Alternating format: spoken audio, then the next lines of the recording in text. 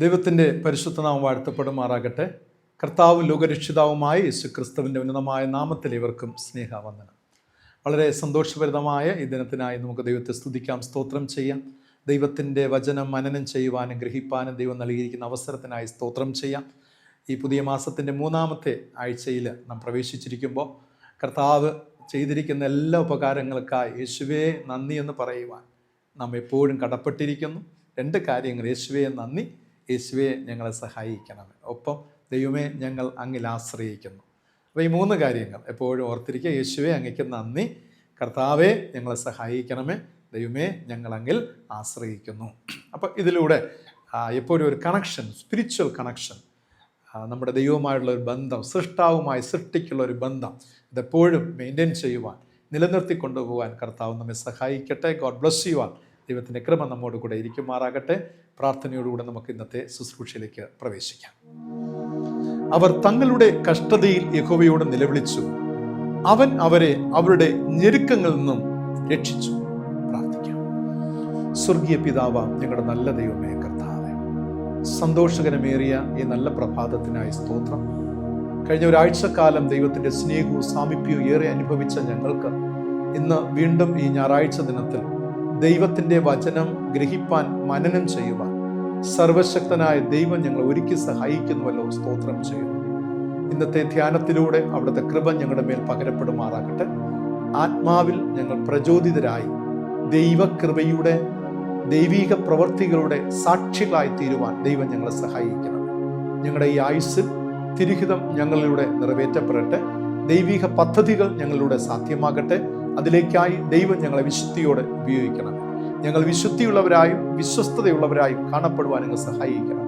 ദൈവമേ, ഈ വചനം ആരൊക്കെ ശ്രമിക്കുന്നു എല്ലാവരുടെ മേലും ദൈവത്തിൻ്റെ കൃപ കൂടിയിരിക്കട്ടെ നാഥ. അവർ ആയിരിക്കുന്ന ഭവനം, സ്ഥലം, നാഥ, സാഹചര്യം എല്ലാവറ്റെയും വിശുദ്ധമാക്കണം. തിരുകൃപയിൽ പൊതിഞ്ഞ് വഴി നടത്തണമെന്ന് യേശു രക്ഷിതാവിൻ്റെ നാമത്തിൽ പ്രാർത്ഥിക്കുന്നു. പ്രാർത്ഥന കേൾക്കണമേ. ആമീൻ. കഴിഞ്ഞ ആഴ്ചയിൽ ധ്യാനത്തിൻ്റെ ഒടുവിൽ ഒരു ചോദ്യം ചോദിക്കുകയുണ്ടായി. ദൈവജനത്തെ, ഇസ്രായേൽ ജനത്തെ യോർദാൻ്റെ കിഴക്കേ കരയിൽ നിന്നും കനാൻ ദേശത്ത് എത്തിക്കേണ്ട ചുമതല ആർക്കായിരുന്നു? ആരിലാണ് നിക്ഷിപ്തമായിരുന്നത്? ഉത്തരം എല്ലാവരും ശരി ഉത്തരമാണ് രേഖപ്പെടുത്തിയിരിക്കുന്നത്. അതിൻ്റെ ആൻസർ യോശുവയായിരുന്നു. യോശുവയുടെ ഒരു ഭാഗമാണ് നാം പഠിച്ചത്. അതിൻ്റെ മറ്റൊരു ഭാഗം നാം ഇനി വരും നാളുകൾ നാം ധ്യാനിക്കുന്നതാണ്. പ്രത്യേകിച്ചും അതിൽ ആൻസറുകൾ രേഖപ്പെടുത്തി എല്ലാവരുമുള്ള നന്ദി രേഖപ്പെടുത്തുന്നു. ദൈവം നിങ്ങളെ അനുഗ്രഹിക്കട്ടെ. തുടർന്നും ഇന്നത്തെ ധ്യാനത്തിൻ്റെ ഒടുവിലും ഒരു ചോദ്യമുണ്ടാകും. വചനം പഠിക്കുക, ഗ്രഹിക്കുക. നിങ്ങൾ കേൾക്കുന്ന വചനം നിങ്ങളെ സ്പർശിച്ചാൽ, നിങ്ങളെ തൊട്ടാൽ, അതിൻ്റെ ഒരു വാക്ക്, ഒരു സെൻറ്റൻസ്, ആ സെർമൺ നിങ്ങളുടെ ദൈവത്തിൻ്റെ ആത്മാവ് സംസാരിച്ച നിശ്ചയമായിട്ടും ആ സന്ദേശത്തെ, ആ നല്ലതിനെ നിങ്ങൾ മറ്റുള്ളവർക്ക് പങ്കിട്ട് കൊടുക്കുക, മറ്റുള്ളവർക്ക് ഷെയർ ചെയ്യുക. അപ്പോൾ അതിനായി ദൈവം നിങ്ങൾ ഒരുക്കട്ടെ. നിങ്ങളെ സ്പർശിക്കാത്ത ഒന്ന് ഒരിക്കലും നിങ്ങൾ ഷെയർ ചെയ്യരുത്. അപ്പോൾ അതെൻ്റെ ഒരു കൈൻഡ് റിക്വസ്റ്റാണ്. നിങ്ങൾ തൊടുന്നില്ല, സ്പർശിക്കുന്നില്ല എങ്കിൽ നിങ്ങളത് ഷെയർ ചെയ്യേണ്ട കാര്യം വരുന്നില്ല എന്നുള്ളതാണ്. കർത്താവ് നിശ്ചയമായി നിങ്ങളെത്തോടും സംസാരിക്കും. ഇതൊരു വലിയ പ്രേക്ഷിത പ്രവൃത്തിയായി നമുക്ക് കാണാം. കർത്താവ് നമ്മെ സഹായിക്കുമാറാകട്ടെ. ഇന്നത്തെ ധ്യാനത്തിനായി തിരഞ്ഞെടുത്തിരിക്കുന്ന തിരുവചന വേദഭാഗം ഉൽപ്പത്തി പുസ്തകം 5-ാം അധ്യായം 24-ാമത്തെ വാക്യം. അതിൽ ഇപ്രകാരം രേഖപ്പെടുത്തിയിരിക്കുന്നു: ഹാനോക്ക് ദൈവത്തോടു കൂടെ നടന്നു, ദൈവം അവനെ എടുത്തുകൊണ്ടതിനാൽ കാണാതെയായി എന്നാണ് രേഖപ്പെടുത്തിയിരിക്കുന്നത്. ഒരു ചോദ്യത്തോടു കൂടെ തന്നെ ഞാൻ ആരംഭിക്കട്ടെ. മനുഷ്യന് ഈ കാലഘട്ടത്ത് ദൈവത്തോടൊപ്പം സഞ്ചരിക്കുക സാധ്യമാണോ? വേഗത്തിൽ നിങ്ങൾ ഉത്തരം പറഞ്ഞേക്കാം, യെസ്, സാധ്യമാണ്. പക്ഷെ ഞാൻ പറയട്ടെ, ഇന്നത്തെ ഒരു പൊളിറ്റിക്കൽ എൻവിറോൺമെൻറ്റ്, അല്ലേ, രാഷ്ട്രീയ സാഹചര്യങ്ങൾ, സാമ്പത്തിക സാഹചര്യങ്ങൾ, കുടുംബ സാഹചര്യം, അതുപോലെ സഭയുടെ സാഹചര്യങ്ങൾ, ഇവയെല്ലാം കൂടെ കണക്കിലെടുത്താൽ നമുക്ക് വാസ്തവത്തിൽ ദൈവത്തോട് കൂടെ നടക്കുവാൻ സാധിക്കുമോ? കുറച്ചുകൂടെ വ്യക്തമാക്കി അതിൻ്റെ ആഴത്തലത്തിൽ നിന്നുകൊണ്ട് ഞാൻ ചോദിക്കട്ടെ. ദൈവം ആഗ്രഹിക്കുന്ന വിശുദ്ധി, വിശ്വസ്തത, വിവേകം, വിശ്വാസം, വിനയം. അപ്പോൾ ഈ 5 വക കാര്യങ്ങൾ നാം ആയിരിക്കുന്ന സാഹചര്യങ്ങൾ, നേരത്തെ ഞാൻ സൂചിപ്പിച്ച സാഹചര്യങ്ങളിൽ നമുക്ക് എത്രത്തോളം അതിൽ നീതി പുലർത്തുവാൻ കഴിയും. അതിൽ നീതി പുലർത്തുവാൻ നിങ്ങൾക്ക് കഴിയുന്നു എങ്കിൽ you can walk with God or you are walking with God എന്ന് പറയുവാൻ സാധിക്കും. ശരിയല്ലേ? അപ്പോൾ ഇപ്പോൾ നിങ്ങൾക്ക് ചെറിയൊരു ചലനം ഉണ്ടായി കാണും, ചിന്തകൾ. അപ്പോൾ പിന്നെ എങ്ങനെയാണ് നടക്കുവാൻ സാധിക്കുക? കാരണം നാം ആയിരിക്കുന്ന ചില ഫീൽഡുകളുണ്ട്. നമുക്ക് എല്ലാവർക്കും അറിയാം, നാം ആയിരിക്കുന്ന ചില ഫീൽഡുകൾ. അത് വിശ്വാസ ജീവിതമാകട്ടെ, അല്ലെങ്കിൽ പൊതുവായ ജനറൽ ബേസ്ഡ് ആകട്ടെ, ഫീൽഡുകൾ നമുക്ക് എത്രത്തോളം ദൈവിക മൂല്യങ്ങളെ സംരക്ഷിപ്പാൻ കഴിയുന്നു. നിലപാടുകളോടെ നമുക്ക് ജീവിക്കുവാൻ കഴിയുന്നു. ഞാൻ പല ക്രിസ്ത്യാനികളും പല സോക്കോൾഡ് സ്പിരിച്വൽ പേഴ്സൺസ് പറഞ്ഞ് കേട്ടിട്ടുണ്ട്, അവിടെയൊക്കെ നമ്മൾ ചെറിയ അഡ്ജസ്റ്റ്മെൻറ്റ് ചെയ്ത് പോകണമെന്നേ. ചെറിയ അഡ്ജസ്റ്റ്മെൻറ്റ് അങ്ങ് ചെയ്യുക, ഇപ്പോൾ എന്ത് ചെയ്യാൻ പറ്റും? അഡ്ജസ്റ്റ് ചെയ്ത് അങ്ങ് പോവുക. അവിടെയൊക്കെ നമ്മൾ ദൈവത്തെയും വചനത്തെയൊക്കെ മുറുകെ പിടിച്ചാൽ വല്ലതും നടക്കുമോ? അവിടെ ദൈവവചനത്തെയും നീതിയും ന്യായവും സത്യവും ബോധമൊക്കെ പറഞ്ഞ വല്ലതും നടക്കുമോ? അതുകൊണ്ട് അഡ്ജസ്റ്റ് ചെയ്ത് അങ്ങ് പോവുക. ഒന്ന് ഒപ്പിട്ട് കൊടുക്കുക, ഒന്ന് കണ്ണടയ്ക്കുക. എന്തിന് ഇത്രയധികം സ്റ്റബേണായിട്ട് നിൽക്കുന്നു അല്ലേ? അതുകൊണ്ടാണ് ഞാൻ ഈ ചോദ്യം പ്രാരംഭത്തിൽ ചോദിച്ചത്, can we walk with God അല്ലേ? ഇന്നത്തെ സാഹചര്യത്തിൽ നമുക്ക് ദൈവത്തോടൊപ്പം സഞ്ചരിക്കുക സാധ്യമാണോ? നടക്കുക സാധ്യമാണോ? എബ്രായ ലേഖന കർത്താവ് വിശ്വാസ ജേതാക്കളുടെ പട്ടികയിൽ രണ്ടാമത്തെ സ്ഥാനം നൽകിയിരിക്കുന്നത് ഹാനോക്കിനാണ്. ഒന്നാമത്തെ സ്ഥാനം ഹാബേലിനും രണ്ടാമത്തെ സ്ഥാനം ഹാനോക്കിനും നൽകപ്പെട്ടിരിക്കുകയാണ്. വായിച്ച വേദഭാഗം ഹാനോക്കിനെ കുറിച്ചാണ്. ഹാനോക്ക് ദൈവത്തോട് കൂടെ നടന്നു, ദൈവം അവനെ എടുത്തുകൊണ്ടതിനാൽ കാണാതെയായി. മൂന്നാമത് നൽകിയിരിക്കുന്നത് നോഹയാണ്. നോഹയുടെ പേരാണ് വിശ്വാസ ജേതാക്കളുടെ പട്ടികയിൽ എബ്രായ ലേഖകൻ എഴുതിയിട്ടുള്ളത്. ഹാനോക്ക് 308 വർഷം ആദാമിൻ്റെ സമകാലികനായിരുന്നു എന്നാണ് വേദപുസ്തക ചരിത്രത്തിൽ നമുക്ക് മനസ്സിലാക്കുവാനായി കഴിയുന്നത്. പുരാതന തലമുറയിലെ ഒരു പ്രവാചകൻ ആയിരുന്നു ഹാനോക്ക് എന്ന് പറയുവാൻ സാധിക്കും. ഇതൊരിക്കലും മറന്നു പോകരുത്. യൂദായുടെ പുസ്തകം 14, യൂദായുടെ ലേഖനം 14-15 വാക്യങ്ങൾ വായിച്ചു നോക്കുക. യൂദ 14-15 വായിക്കുമ്പോൾ ഹാനോക്ക് പുരാതന തലമുറയിലെ ഒരു പ്രവാചകൻ ആയിരുന്നു എന്നാണ് അവിടെ നമുക്ക് മനസ്സിലാക്കുവാൻ കഴിയുന്നത്. പറഞ്ഞു കൂടാത്ത വിധം ദുഷിച്ച ഒരു കാലഘട്ടം, ഒരു സാഹചര്യത്തിലായിരുന്നു ഹാനോക്ക് ജീവിച്ചിരുന്നത്. അങ്ങനെയുള്ള ഒരു തലമുറയിലും സാഹചര്യത്തിലും 300 വർഷം ഹാനോക്ക് ദൈവത്തോടൊപ്പം സഞ്ചരിച്ചു നടന്നു എന്ന് വേദപുസ്തകം പഠിപ്പിക്കുകയാണ്. പ്രിയമുള്ളവരെ, എല്ലാം പ്രതികൂലമായ ഒരു സാഹചര്യം, വളരെ മോശം നിറഞ്ഞ ഒരു സാഹചര്യം, അവിടെ ആ സാഹചര്യത്തിൻ്റെ നടുവിൽ ദൈവത്തോടൊപ്പം ഒരു മനുഷ്യൻ നടക്കുക എന്ന് പറഞ്ഞാൽ ക്വൈറ്റ് ഡിഫിക്കൽട്ടാണ് പ്രിയമുള്ളവർ. ഒരു ഫോർ എ വൈൽ നമുക്ക് സഞ്ചരിക്കുവാൻ കഴിഞ്ഞേക്കാം നമ്മെ സംബന്ധിച്ച്. പക്ഷേ അത് കഴിയുമ്പോൾ എത്രത്തോളം ദൈവമേ എന്ന് പറയേണ്ട ഒരു അവസ്ഥയിലേക്ക് നാം എത്തിപ്പോകും. ഇവിടെ എന്നെ ചിന്തിപ്പിച്ച ഒരു ഭാഗം, ഇതെങ്ങനെ സാധിച്ചു? 300 വർഷം ദൈവത്തോടു കൂടെ നടക്കുക. ചോദിക്കട്ടെ, ഒരു 50 വർഷം ഈ ജീവിത പങ്കാളിയോടൊപ്പം സഞ്ചരിക്കുവാൻ നാം പെടുന്ന പാടെ ശ്രദ്ധിച്ചിട്ടുണ്ട്? അനേകം പേരുടെ ജീവിതത്തിൽ ലൈഫ് പാർട്ട്ണർ, ജീവിത സഖിയോടൊപ്പം 10 വർഷം, 20 വർഷം, 30 വർഷം, 50 വർഷം. How we struggle. എപ്പോഴും ചിന്തിച്ചിട്ടുണ്ടോ അല്ലേ? ആമോസ് പ്രവചന പുസ്തകം 3-ാം അധ്യായം 3-ാമത്തെ വാക്യത്തിൽ പറയുന്നു, 2 പേർ തമ്മിൽ ഒത്തിട്ടല്ലാതെ ഒരുമിച്ച് നടക്കുമോ?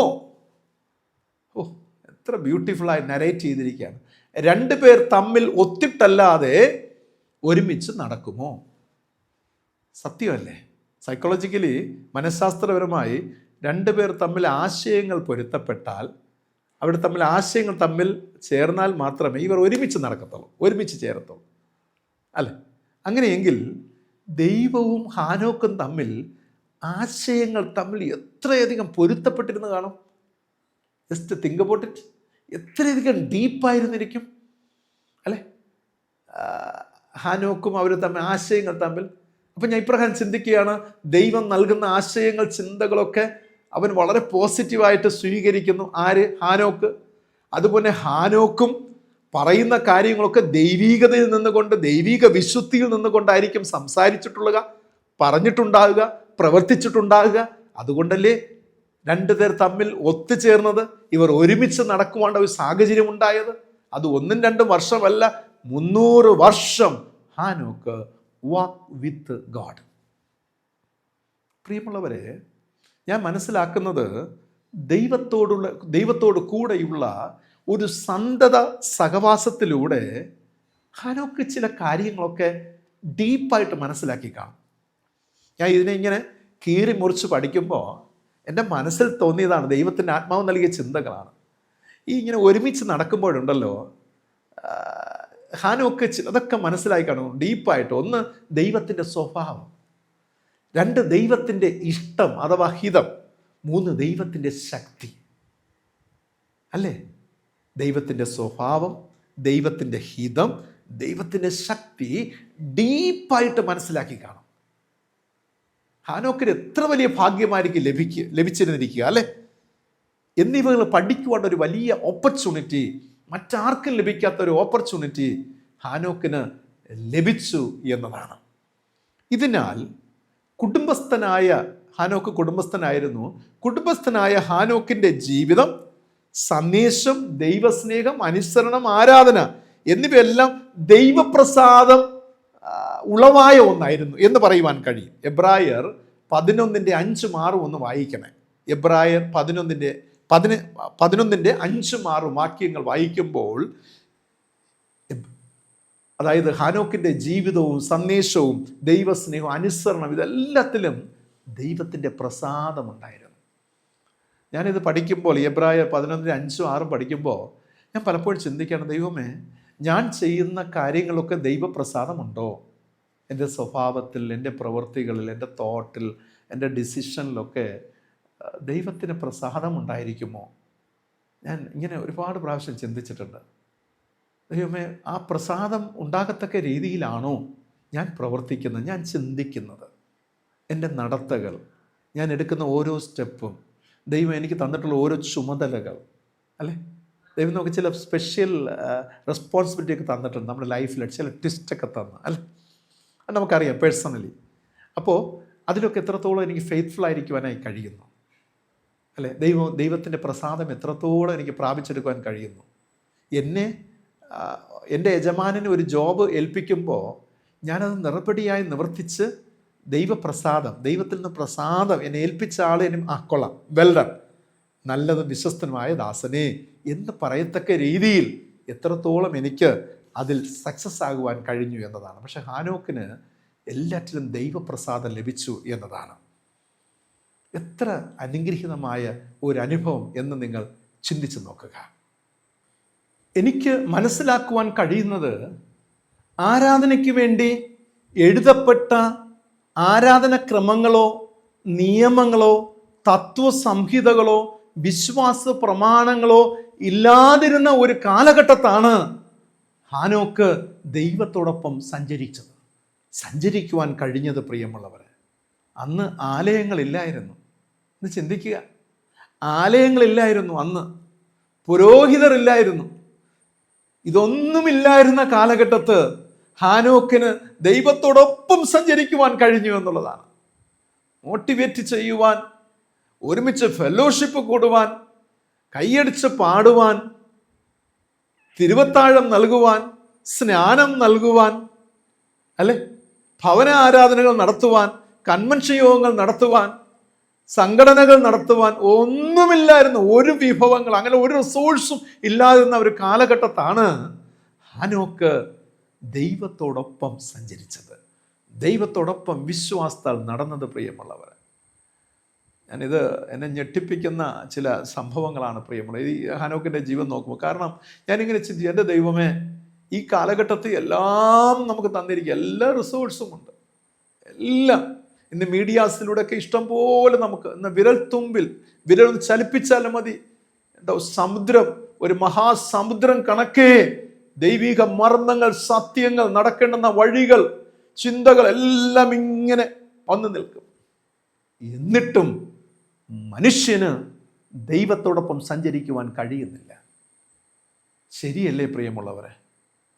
ആലയങ്ങൾ അല്ലേ, നമ്മുടെ വീടിന് ചുറ്റിപ്പറ്റി എത്രയോ ആലയങ്ങൾ, എത്രയോ ദൈവദാസന്മാർ, പുരോഹിതർ മൈക്ക് സിസ്റ്റം ഒക്കെ വച്ച് ഇങ്ങനെ രാപ്പകലില്ലാതെ ഇങ്ങനെ ദൈവജനത്തിന് വേണ്ടി സന്ദേശങ്ങൾ നൽകുന്നു, ആരാധന നൽകുന്നു. ഞായറാഴ്ച രാവിലെ വേദപുസ്തകം എടുത്തുകൊണ്ട് നമ്മൾ ആലയത്തിൽ പോകുന്നു, വരുന്നു, എല്ലാം ചെയ്തിട്ട് പോലും ദൈവത്തോടൊപ്പം നടക്കുവാൻ കഴിയാത്തത് എന്തുകൊണ്ട്? മനുഷ്യന് എന്തുകൊണ്ട് ദൈവത്തോടൊപ്പം സഞ്ചരിക്കുവാൻ കഴിയുന്നില്ല? ഞാൻ പറയട്ടെ, ഹാനോക്കിൽ സ്ഥായിയായ ഒരു ഫെയ്ത്ത് ഉണ്ടായിരുന്നു. ആമേൻ. എൻ്റെ പഠനത്തിൽ എനിക്ക് അണ്ടർസ്റ്റാൻഡ് ചെയ്യാൻ കഴിഞ്ഞതാണ്. അതായത് ഹാനോക്കിൽ ഒരു കോൺക്രീറ്റ് ഫെയ്ത്ത് ഉണ്ടായിരുന്നു ദൈവത്തിൽ, ഒരു ഓപ്പൺ ഫെയ്ത്ത് ഉണ്ടായിരുന്നു, ഒരു ശക്തമായ വിശ്വാസവും ഒരു തുറന്ന വിശ്വാസവും ഹാനോക്കിന് ഉണ്ടായിരുന്നു. അതുകൊണ്ടാണ് അവൻ അങ്ങനെ സഞ്ചരിക്കുവാൻ കഴിഞ്ഞത്. എത്ര ബ്യൂട്ടിഫുള്ളായി പ്രിയമുള്ളവരെ ഹാനോക്കിൻ്റെ ജീവിതം, അല്ല എത്ര മനോഹരമായിരുന്നിരിക്കും. കോൺക്രീറ്റ് ഫെയ്ത്ത് എന്ന് ഞാൻ പറഞ്ഞത് അത് വിശദമാക്കാം. കോൺക്രീറ്റ് ഫെയ്ത്ത്, ശക്തമായ ഉറച്ച വിശ്വാസം. Yes, I believe in God, I will walk with God. ശക്തമായ വിശ്വാസം. അതിനപ്പുറത്ത് ലെവലേശം പോലും, ഒരു ലാഞ്ചന പോലും, ഒരു മൈനസ് പോലും ഇല്ല. Strong faith. യെസ്, 2 + 2 = 4. അല്ലേ? Mathematics, it is 4. Yes, so I will walk with my God. He is my God. He is my Savior. He is everything in my life. Concrete faith. ഇനി ഭൂമി മാറിപ്പോയാലും, കുന്നുകൾ ഇടിഞ്ഞു വീണാലും, അല്ലെങ്കിൽ ഭൂമി രണ്ടായി കീറിപ്പോയാലും, I believe in God. God is my everything. God is my strength എന്ന് പറയുന്ന കോൺക്രീറ്റ് ഫെയ്ത്ത്. രണ്ടാമത്, ഇറ്റ് ഈസ് ഓപ്പൺ ഫെയ്ത്ത്, ഒരു തുറന്ന വിശ്വാസം, ഒരു ഹൈഡ് ചെയ്യപ്പെട്ട വിശ്വാസമല്ല. ഇന്ന് ആധുനിക കാലഘട്ടത്ത് മനുഷ്യൻ്റെ വിശ്വാസം ഹൈഡ് ചെയ്യപ്പെട്ടിരിക്കുകയാണ്, തുറക്കുന്നില്ല. ചിന്തകൾക്കുള്ളിൽ, മനസ്സിനുള്ളിൽ പൊതിയപ്പെട്ട് അടച്ചു വച്ചിരിക്കുന്ന അനുഭവമാണ്. So not ready to open it. തുറക്കുവാനുള്ള മനസ്സില്ല. എന്തിന്? എന്താവശ്യത്തിന്? എൻ്റെ വിശ്വാസം എനിക്കുള്ളിൽ ഇരിക്കട്ടെ, അല്ലേ?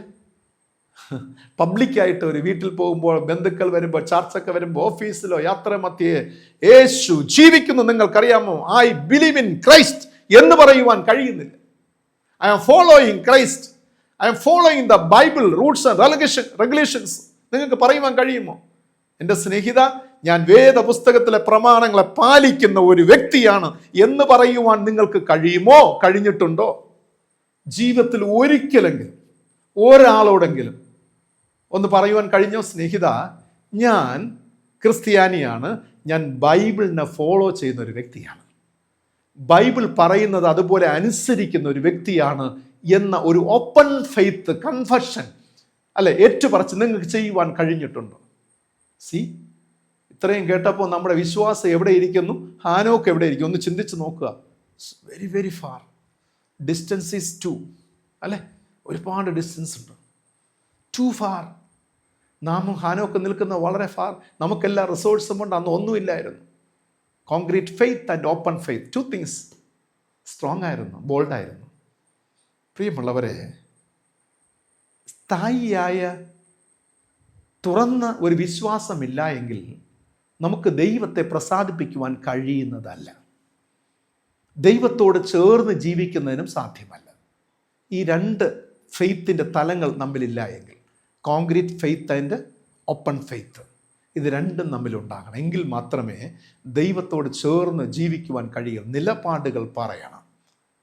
യെസ്, ഇൻ ദ ബൈബിൾ, വേദപുസ്തകത്തിൽ എനിക്ക് ഇന്നിന്ന കാര്യങ്ങൾ ഫോളോ ചെയ്യുവാൻ കഴിയുന്നു, ഞാനത് അനുസരിക്കുന്ന, അത് ഫോളോ ചെയ്യുന്ന ഒരു വ്യക്തിയാണെന്ന് തുറന്നു പറയുവാൻ കഴിയണം. പ്രിയമുള്ളവരെ, പക്ഷെ കഴിയുന്നില്ല. എന്തുകൊണ്ട്?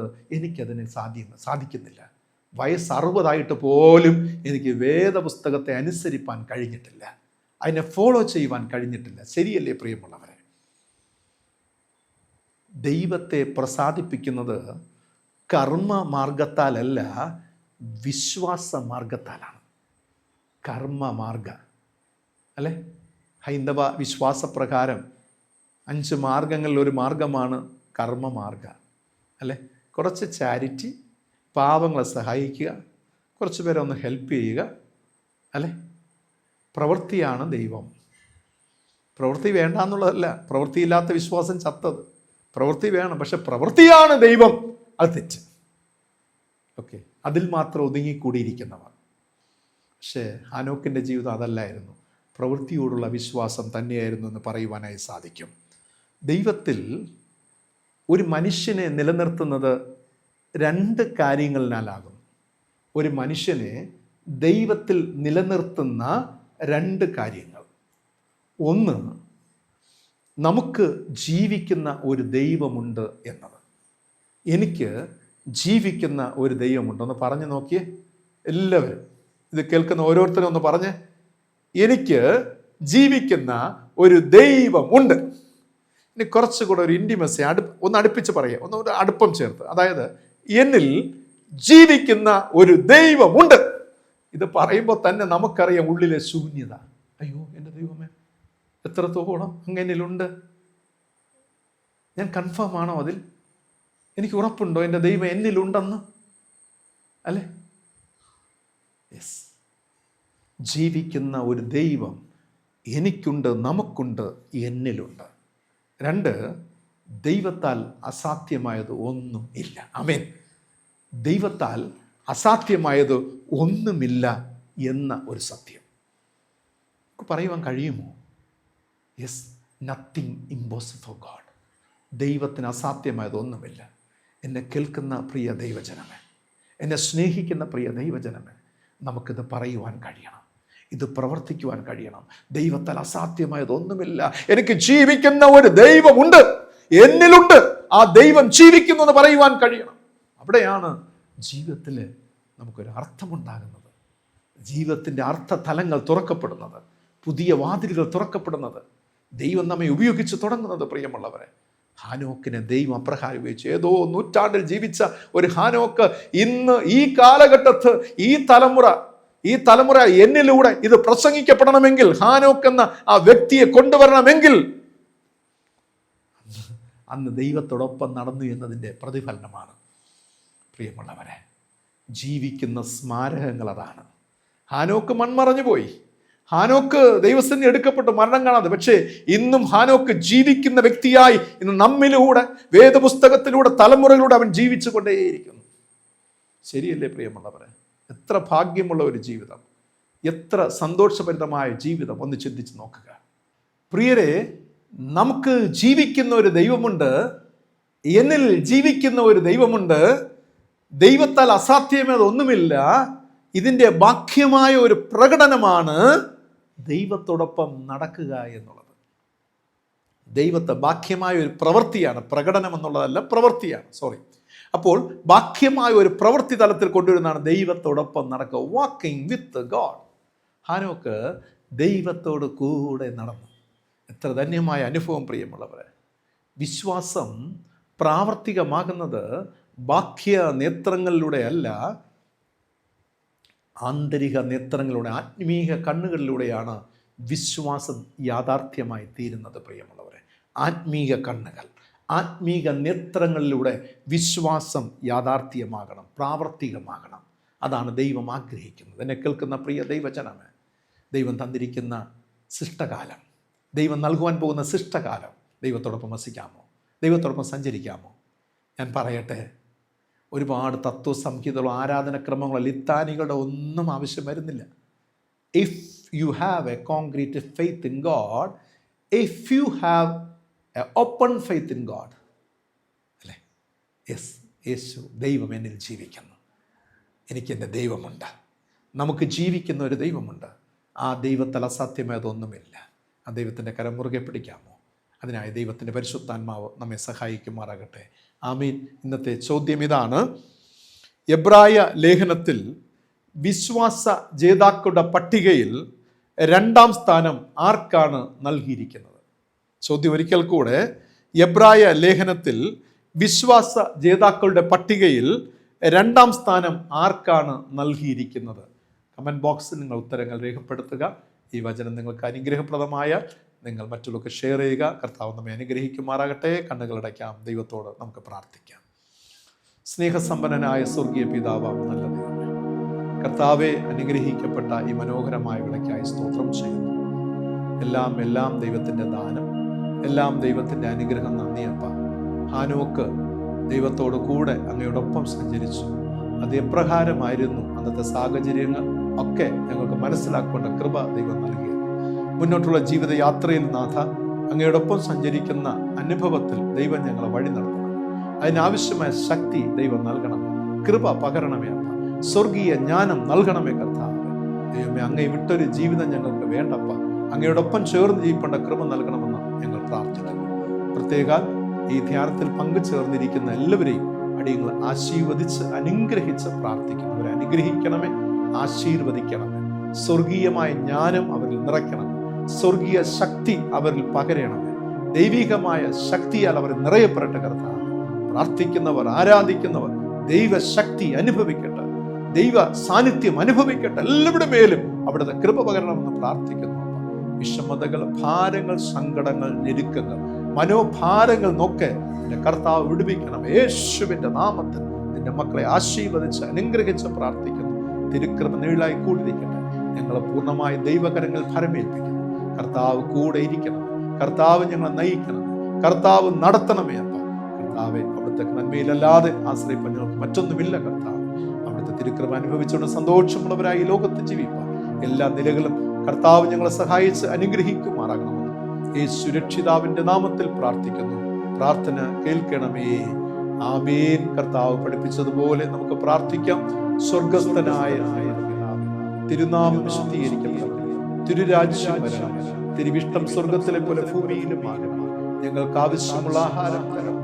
കടക്കാരോട് ഞങ്ങൾ ക്ഷമിച്ചിരിക്കുന്നത് പോലെ ഞങ്ങളുടെ കടങ്ങളും ഞങ്ങളോട് ക്ഷമിക്കണം.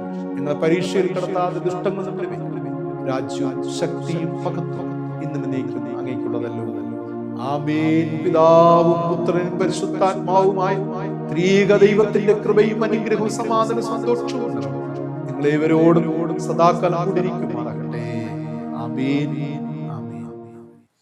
പ്രിയരെ, ഹാനോക്കിനെ പോലെ ഒരു ശക്തമായ വിശ്വാസം, തുറന്ന വിശ്വാസത്തിലൂടെ ദൈവത്തോടൊപ്പം സഞ്ചരിക്കാം. God bless you. Thank you very much.